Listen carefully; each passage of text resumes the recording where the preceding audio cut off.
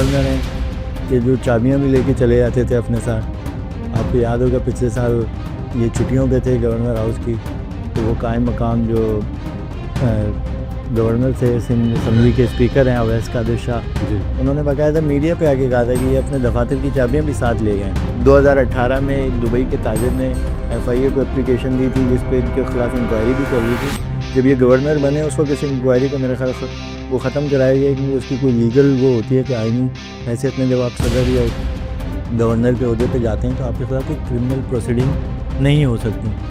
تو ایک دبئی کے تاجر نے ان پہ الزام لگایا تھا. اس سے پہلے 2008 میں یہ کوئی ایک کیس تھا کوئی 80 ایکڑ لینڈ کا گولڈ سٹی, اس میں جو ہے انہیں گرفتار کیا گیا تھا. پھر ایک واقعہ ہوا کہ یہ کراچی سے بدین انہیں ٹرانسفر کیا جا رہا تھا جیل میں, تو یہ وہاں سے بیچ سے ان کو یہ بھاگ گئے. ان پہ ایک اور مقدمہ ہوا. تو یہ اس طرح کی شخصیت ہیں. کبھی کبھی مجھے لگتا ہے کہ اس ملک کو چلانے والے ادارے چاہے وہ اسٹیبلشمنٹ ہے جو بھی ہے, وہ کبھی کبھی اس کے آئینی عہدوں کے ساتھ ایسا مذاق کرتے ہیں نا.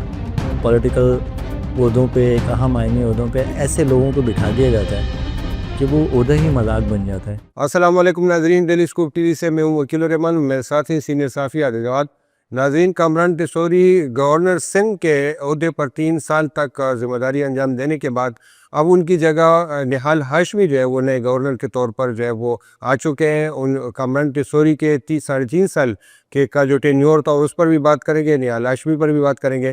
عادل صاحب سب سے پہلے بتائیں گے جو 3.5 سال کا یہ جو مدت تھی کامران ٹیسوری, اس کو آپ کیسے دیکھتے ہیں, کیسے گورنر تھے؟ کیسے دیکھتا ہوں, یقین کریں کہ مجھے جب یہ صبح میں نے خبر سنی, ابھی ظاہر ہے ان کا نوٹیفیکیشن نہیں ہوا ہے لیکن پرائم منسٹر نے اسمبلی اپروو کر دی ہے, صدر مملکت سے نہال ہاشمی صاحب کی ملاقات ہو گئی ہے, تو ایک آدھ دن میں نوٹیفیکیشن بھی ہو جائے گا. ظاہر ہے انہوں نے وقت مانگا ہوگا. یہ تو وہ گورنر ہیں کہ جو چابیاں بھی لے کے چلے جاتے تھے اپنے ساتھ. آپ کو یاد ہوگا پچھلے سال یہ چھٹیوں پہ تھے گورنر ہاؤس کی, تو وہ قائم مقام جو گورنر تھے سندھ اسمبلی کے اسپیکر ہیں اویس قادر شاہ, انہوں نے باقاعدہ میڈیا پہ آ کے کہا تھا کہ یہ اپنے دفاتر کی چابیاں بھی ساتھ لے گئے ہیں. تو اب ہم کہاں امن و امان کا, محرم کے حوالے سے کوئی امن و امان کا اجلاس تھا وہ, تو جی مطلب میں کہوں گا کہ گورنر ہاؤس ایک انتہائی مطلب گورنر سندھ یا کوئی بھی گورنر کسی بھی صوبے کے گورنر ایک انتہائی سنجیدہ عہدہ ہے, ایک آئینی عہدہ ہے جو وفاق کا نمائندہ عہدہ ہے. لیکن ایک ایسے شخص کو گورنر اب آپ لگا دیں گے جس کی سنجیدگی ہی قابل کوسچن ہے. خیال میں کامران ٹیسوری سنجیدہ شخصیت نہیں تھی. ایسے کیسے سنجیدہ ہو سکتا ہے ایک آدمی جو کہ ایک دن اعلان کر رہا ہے کہ میں حلیم کھلا رہا ہوں, ایک دن کہہ رہا ہے جی میں سب جو ہے نا آتے کہ جی سب کو افطار ہوگی, سارے وہ گورنر ہاؤس میں لائن میں لگ کے جی افطار کر رہے ہیں لوگوں کو. وہی ہم وہ تنقید کرتے ہیں کہ جو لوگوں کو یہ جو خیراتی ادارے ہیں یہ کھانے کے نام پہ اس کے نام پہ جو ہے نا انہیں فقیر بنا رہے ہیں نا لوگوں کو جگہ جگہ. تو یہ آپ بھی اس میں مطلب آپ کوئی پالیسی میٹر میں جائیں, کسی پالیسی بنائیں کوئی. اب آپ نے گورنر ہاؤس پہ جی میں کمپیوٹر وہ بنا رہا ہوں, کمپیوٹر سینٹر بنا رہا ہوں, کیا ہوا اس کمپیوٹر سینٹر کا؟ کیا کوئی لاسٹنگ چیز کرتے؟ یا تو آپ گورنر ہاؤس چھوڑ دیتے, آپ اپنے ٹینیور میں اس کو بالکل کر کے کوئی یونیورسٹی ڈکلیئر کر کے ہم کہتے ہیں آپ اپنے گھر میں رہنے دیں. آپ نے تمام اپنے ثوابدیدی اختیارات استعمال کیے, تمام آپ نے جو ثوابدیدی فنڈ تھا اس کا استعمال کیا, کوئی 1 روپیہ آپ نے وہ نہیں دیا کہ ایسا ایک ایسا کام نہیں کیا جو کہ لاسٹنگ ہو جو آنے والے دنوں میں مطلب ایسے ہی بس ہوائی باتیں. غیر سنجیدہ سا آدمی, غیر سنجیدہ شخصیت, کچھ بھی بات کر دیتے کچھ بھی.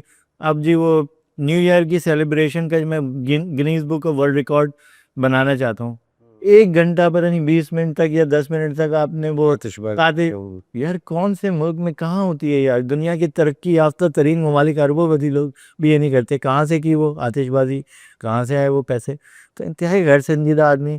اب ان کی اور پھر ان کا تو گورنر بننے سے پہلے یہ تو ایک کنٹروورشل فگر بھی ہے, ان کے اوپر کرمنل کیسز بھی رہے ہیں, انکوائریز رہی ہیں. اچھا جی ان کے اوپر مقدمات رہے ہیں 2008 میں. یہ بنیادی طور پہ دیکھیں نا, یہ بزنس مین اپنے آپ کو کہتے ہیں, یہ سیاست میں ان کا کیریئر کوئی بہت زیادہ پرانا گولڈ کے کاروبار سے جہاں یہ ہے کوئی پتہ نہیں اب اس میں کیا گولڈ کے کاروبار میں انہوں نے کیا تیر مارا ہے, آئی ڈونٹ نو. لیکن ان کے اوپر 2018 میں دبئی کے تاجر نے FIA پہ اپلیکیشن دی تھی جس پہ ان کے خلاف انکوائری بھی چل رہی تھی. جب یہ گورنر بنے اس وقت اس انکوائری کو میرے خیال وہ ختم کرایا گیا کہ اس کی کوئی لیگل وہ ہوتی ہے کہ آئینی حیثیت میں جب آپ صدر یا گورنر کے عہدے پہ جاتے ہیں تو آپ کے خلاف کوئی کرمنل پروسیڈنگ نہیں ہو سکتی.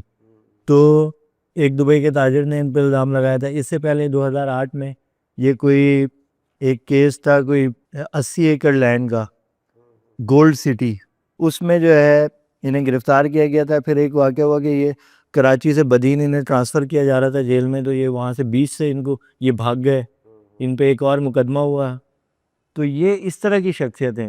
پھر جو ہے نیب کی انکوائری رہی ان پہ 172 ملین روپیز کی خرد برد کے الزام میں, وہ اس کا بھی خیر کوئی ثابت نہیں ہوا, لیکن یہ ان کے اوپر یہ کرمنل کیسز رہے, ان کی انویسٹیگیشنز رہیں.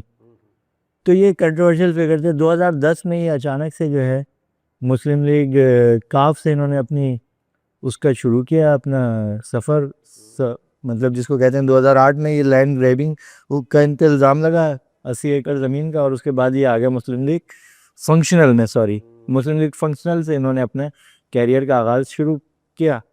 اور پھر 4 سال بعد جیسے ہی ایم کے ایم الطاف جو ہے وہ ڈسبینڈ ہوئی, جب انہوں نے پاکستان کے خلاف نعرے وارے لگائے, اور وہ تو اس کے بعد یہ 2014 میں اچانک سے یہ ایم کے ایم میں شمولیت اختیار کر لی. فاروق ستار گروپ, یہ فاروق ستار کو یہ سپورٹ کرتے رہے. فاروق ستار انہیں 2018 میں ایک سینیٹر بنانا چاہتے تھے, تو اس پہ ایم کے ایم میں اختلاف ہوا, فاروق ستار کو بھی نکالا گیا ایم کے ایم سے, ان کو بھی نکالا گیا. پھر بعد میں جو ہے جب یہ سارا منصوبہ بنا 2022 میں جب انہیں گورنر بنایا جانا تھا, تو اس وقت انہیں دوبارہ ایم کے ایم کا ڈپٹی گورنر, یعنی سارے فریکشن ملائے گئے, فاروق ستار, پاک سرزمین پارٹی کے مصطفیٰ کمال اور ایم کے ایم پاکستان کے سب فریکشنز کو ملایا گیا, تو اس میں یہ بھی آیا, اور اس میں قرہ حفاظ ان کے نام گورنر سنگھ کا لکھا. لیکن کبھی کبھی مجھے لگتا ہے کہ اس ملک کو چلانے والے ادارے یا وہ اسٹیبلشمنٹ ہے جو بھی ہے, وہ کبھی کبھی اس کے آئینی عہدوں کے ساتھ ایسا مذاق کرتے ہیں نا, پولیٹیکل عہدوں پہ, ایک اہم آئینی عہدوں پہ ایسے لوگوں کو بٹھا دیا جاتا ہے کہ وہ عہدہ ہی مذاق بن جاتا ہے. لٹرلی ان کا پورے کیریئر میں آپ دیکھیں ایز اے گورنر, مجھے تو ان کی کوئی سنجیدہ, مطلب ایک بڑا اچھا نہال ہاشمی صاحب ایک مسلم لیگ نون کے ایک گراؤنڈ لیول سے آئے ہوئے کارکن ہیں, کم از کم 25 سال سے تو میں دیکھ رہا ہوں کہ وہ ایک اسٹرگل کر رہے ہیں, جو بھی ان کی ایک وہ ہے پولیٹیکل اسٹینڈنگ ہے نون لیگ کے ساتھ, اور بڑا اچھا فیصلہ ہے. مجھے لگتا ہے کہ نہال ہاشمی صاحب ایک 10,000 گنا بہتر گورنر ہوں گے. ایک آئینی عہدہ ہے, اس پہ ایک پولیٹیکل ورکر اگر آیا تو یہ زیادہ اچھا فیصلہ ہے, اور یہ میرا خیال ہے کہ یہ ویسے بھی اچھا ہوگا کیونکہ یہ وہاں پہ گورنر ہاؤس میں جو ہے فرقہ واریت پر مبنی پروگرام کراتے ہیں. مطلب صحیح ہے, کراچی کے مسائل ہیں, کراچی کے ابھی حال ہی میں انہوں نے ایک تقریب کو ہوسٹ کیا تھا گورنر ہاؤس میں, جس میں ایم کے ایم کے اور دیگر دانشوروں کو بلا کے اور بزنس میں, اس میں کچھ صحیح باتیں بھی کی گئیں. لیکن بات یہ ہے کہ آپ گورنر ہاؤس کو نہیں یوز کر سکتے اس ایتھنک گراؤنڈز پہ یا ایک مخصوص پارٹی کے گراؤنڈز پہ, کیونکہ گورنر ہاؤس ایک آئینی ہوتا ہے جو کہ وفاق کا نمائندہ ہوتا ہے. تو اس پہ پیپلز پارٹی نے خاصا اپنا جو ہے نا وہ ریزرویشنز کا اظہار کیا تھا, اپنی ناراضگی کا بھی اظہار کیا تھا.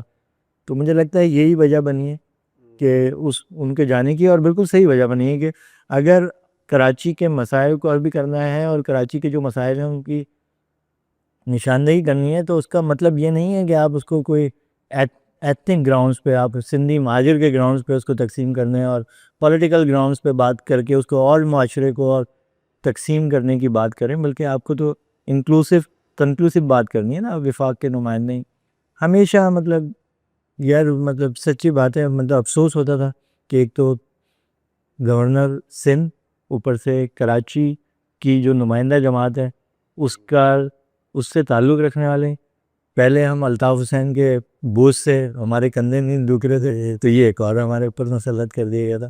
نہیں تو ایم کے ایم تو خود کہہ رہی ہے کہ ہم پر بھی مسلط کیے گئے ہیں. یہ ایم کے ایم کے زیادہ تر گروپ, یہ واحد جو ہے وہ فاروق ستار ہیں جو مطلب اس سے خوش تھے, کہتے ہیں کہ فاروق ستار کے علاوہ تو باقی ایم کے ایم تو اس کو مسلط ہی سمجھتی ہے. تو میں یہی تو کہہ رہا ہوں کہ یہ جو ہمارے ملک کو چلانے والے جو ادارے ہیں, جو لوگ ہیں, کبھی کبھی مجھے لگتا ہے کہ وہ ڈیموکریسی کو ہی مذاق بنانے کے لیے اس طرح کے لوگوں کو آگے لاتے ہیں, جا کے ڈیموکریسی عام لوگوں کو, عام نوجوانوں کو, اب وہ ایم کے ایم کے بارے میں کیا رائے قائم کرتے ہوں گے اس طرح کے لوگوں کو دیکھنے کے بعد. تو وہ پولیٹیکل پارٹیز کے بارے میں نوجوانوں کی جو آج کے جن زی, وہ کیا رائے قائم کرے گا. تو ان کو ڈیگریڈ کرنے کے لیے, ان کو کرنے کے لیے اس طرح کی شخصیات سامنے لائی جاتی ہیں. غیر سنجیدہ, نان سیریس, ان کا بیک گراؤنڈ شفاف نہیں ہے, ان کے جو ان کے ایکٹس ہیں وہ پولرائزیشن, مزید تقسیم معاشرے کو کرنے کی بات کر رہے ہیں. تو یعنی ہر اینگل سے یعنی کسی بھی طرح اس عہدے کے مناسب شخصیت نہیں لگتے میری رائے میں. اچھا عادل صاحب، ایک تو آپ نے کمپیریزن کی ان کے سنجیدگی اور غیر سنجیدگی کے، اس کا ایک اور پہلو بھی ہے. اگر نہال ہاشمی کا دیکھا جائے تو ان کا ایک اینٹی اسٹیبلشمنٹ، خاص طور پہ ایک وہ جب نواز شریف صاحب کی حکومت ختم کی گئی تو کچھ اس طرح کے بیانات دیے تھے اینٹی اسٹیبلشمنٹ، جس کی وجہ سے ان کا لائسنس منسوخ کر دیا تھا. دوسری طرف جو ہے کامران پیسوری ہے، جن کی جو ہے وہ سیاسی پوری جو کیریئر ہے وہ اسٹیبلشمنٹ کے اس میں ہوئی ہے. تو دونوں میں اس لحاظ سے سیاسی کیریئر بھی ان کا کتنا بڑا ہے سر؟ یہی کوئی 12-14 سال 15 سال کا سیاسی کیریئر ہے. سیاسی تو انٹروڈر ہیں، یعنی وہ گھس بیٹھیے نہیں کہتے جیسے، وہ سیاست میں تو وہ گھس بیٹھیے ہیں.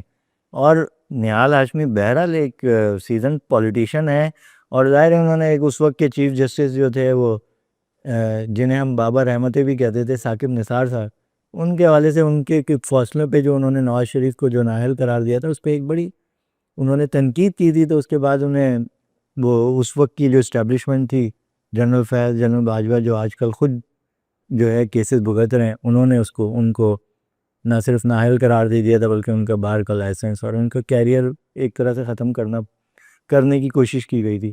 تو مطلب یہ بالکل متضاد ہے. ظاہر ہے ایک پولیٹیکل پارٹی کا بندہ آیا ہے، جس وقت یہ گورنمنٹ بن رہی تھی اس وقت خاص طور پہ سندھ میں اور کراچی میں بڑی جوڑ توڑ کا سلسلہ جاری تھا، اور ظاہر ہے کہ اسٹیبلشمنٹ کا بڑا رول تھا کیونکہ پی ٹی آئی کو کسی بھی صورت میں نہیں آنا تھا.